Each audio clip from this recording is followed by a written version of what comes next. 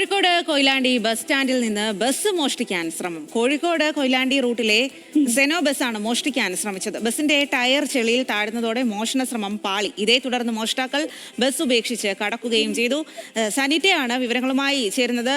സനിറ്റ, ഈ ഓണക്കാലമൊക്കെയാണ്, പലതരത്തിലുള്ള മോഷണങ്ങളൊക്കെ ഉണ്ടാകും, അത് സ്വാഭാവികം. പക്ഷേ ഇതൊരു ബസ് അങ്ങനെ മോഷ്ടിക്കാനാണ് ശ്രമം നടത്തിയത്. എന്തായാലും ശ്രമം പാളുകയും ചെയ്തു. ആരാണ് ഇതിന് പിന്നിൽ? ബസ് ഉടമകളടക്കം എന്താണ് പറയുന്നത്?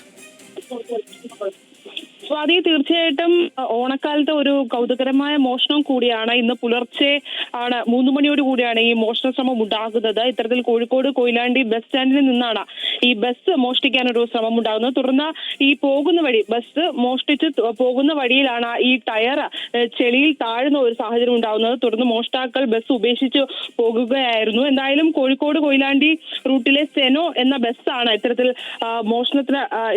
മോഷ്ടാക്കൾ ഈ ബസ്സാണ് മോഷ്ടിച്ചു കൊണ്ടുപോകാനുള്ള ഒരു ശ്രമം നടത്തുന്നത്.